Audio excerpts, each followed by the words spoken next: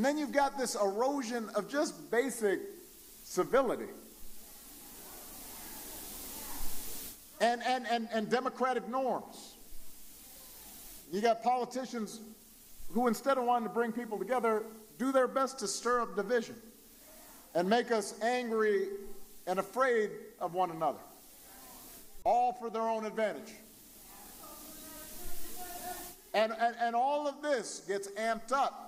It gets hyped up 24/7 on social media because they find it more profitable to stir up controversy and conflict than to lift up the truth and facts. And we've been seeing recent examples of this. Look, a friend of mine, Mr. Paul Pelosi, was attacked viciously. Somebody broke into his home looking for his wife, Nancy Pelosi, the Speaker of the House. And thankfully, I spoke to Paul a couple of days ago, and he's going to be okay. But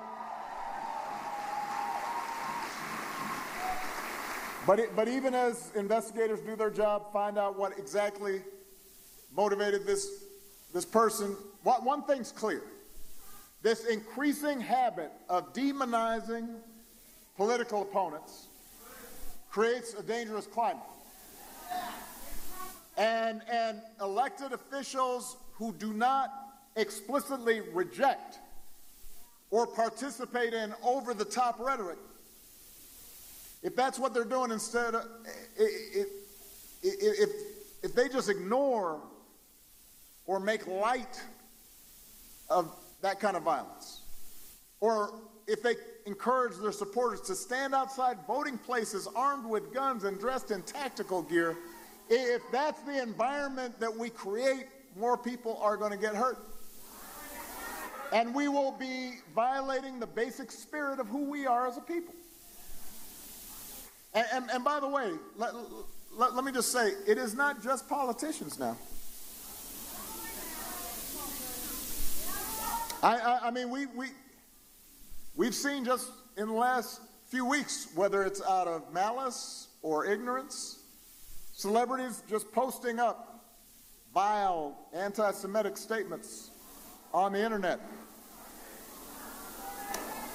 And it gets disseminated, and millions of people log on to that. I want to give you a tip, Nevada. I want to give you a tip. If you see or read something on the internet that says some people, certain kinds of people, whether it's white or black or immigrant or gay or Jew or Muslim, when you see something on the internet that says those people are the cause of your problems, that is a dangerous lie.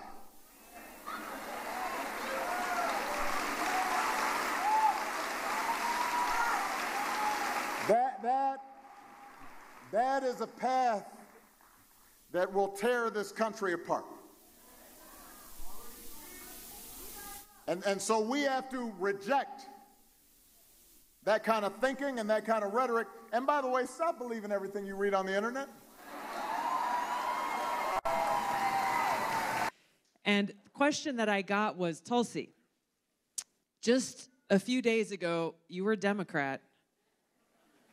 Now you're here supporting Adam Laxalt. A conservative Republican who's running for the U.S. Senate. The reporter said, how does this make sense? What do you guys have in common? And I told him, this only doesn't make sense if you're focusing on all the wrong things. This reporter, like so many others, are focused on the superficial, all these labels that they use to divide us because they want us to forget who we really are. They want us to forget that we are proud Americans who love this great country, who stand in support to defend our Constitution and our freedoms, because the more they can distract us and turn us one against the other, the greater their power becomes. They're afraid of a free people in this country. They're afraid of our voices being lifted up and saying, hey, you work for us, not the other way around. They're afraid for a free people who think for ourselves, who will challenge them and question them, saying, hey, why are you doing this insider trading in Washington when you're supposed to be working for us? There are so many different examples that we can talk about the abuse of power by the power elite in Washington. So what I told this reporter was, you're paying attention to the wrong things. I am here and proud to support Adam Laxalt, to send him to the U.S. Senate, because we love this country and we stand for freedom.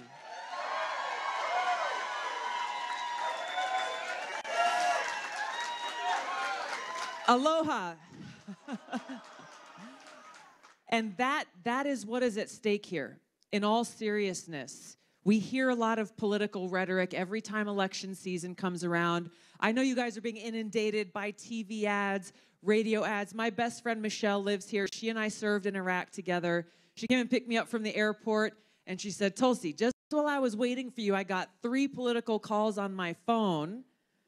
She's like, they must have been listening, and I knew I was coming to pick you up or something.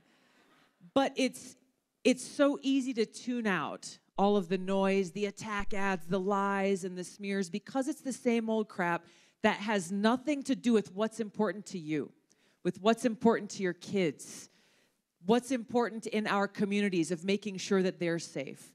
They're not focusing on policy. They're not focusing on substance because they've got nothing to stand on. Nothing to stand on.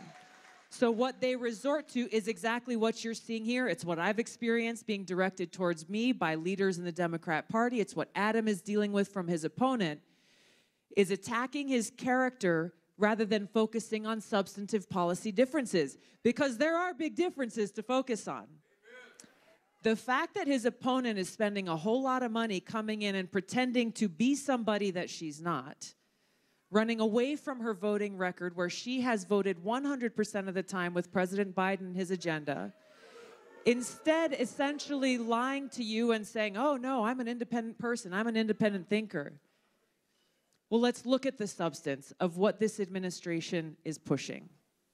They are trying to take away the rights of our parents to raise our kids, to instill the values and principles that you know are important, by saying, no, we in the government know what's better for your kids than you do. You don't get to have a say in what kind of education they receive or what kinds of books they are learning from. I spent some time with parents in Virginia who really broke this open in the last couple of years. And I had heard about these books and disturbing things that were being put in the hands of our kids. And I thought, well, that's not right. Obviously, what Terry McAuliffe said about parents don't get a say in our kids' education, obviously that's not right. But they brought me some of these books and showed them to me, books that are geared towards kids in middle school. I have never seen more sexually graphic images than I saw in these graphic novels for kids, 12 years old, 13 years old, 14 years old. This is the kind of stuff they're pushing for. Masto voted for allowing biological males to compete against biological females in sports. So we know how unfair this is, but there's a deeper issue here that I want you to think about. I want you to think about this as you're thinking about going and who you need to talk to who may be undecided still, who may not be as informed as you are about her record and how it contrasts with the leadership that Adam will bring. When we look at the issue of undermining Title IX, this is the 50th anniversary of Title IX. It was put in place out of a recognition that there are biological differences between the male and female sex. That was why it was put in place. So what this administration and the Democrats are pushing in lockstep, I have not heard a single one speak out against this, is by pushing this change in Title IX. They are undermining it. They're taking away the rights and opportunities of women and girls across this country. They are erasing us as women as an entire category of people, saying there is no such thing as a woman. And even more dangerous than that, they are denying the reality of objective truth. Because if they refuse to recognize the objective truth that there are biological differences between men and women, therefore there is no such thing as truth, therefore they get to decide what truth is on any given day, on any given issue. And the effect that has on us is there are no boundaries then. If we as a people can't agree that there is such a thing as truth, and that it's whatever they say it is, we end up in a situation where things like pedophilia are being normalized by saying, well, these are just minor attracted people. This is what's at stake in this election. This is why I'm here. Adam has been very clear about his positions on a whole host of issues. He's been very clear with you on what kind of leadership he will bring to Washington and how he is loyal to and motivated by one singular focus, serving you. Not serving any special interest in Washington, not putting any political interest first. He has worn the cloth of this country, as I do, and he is proud, as I am, to serve. He has already taken an oath when he put that uniform on to support and defend the Constitution of the United States against all enemies, foreign and domestic. There are threats to our freedom and our democracy that are coming from within. We are seeing them play out every day. Every time they try to silence us, every time they say, oh, we in the government get to decide what is information versus disinformation. We get to decide, working with big tech, what you are allowed to see and say and hear, not you, because in their minds, we're too stupid to think for ourselves. They don't believe that we have the intelligence to analyze information, to think for ourselves, to determine what our own views are. I agree. To have, and this was one of the main reasons why I left the Democrat Party. How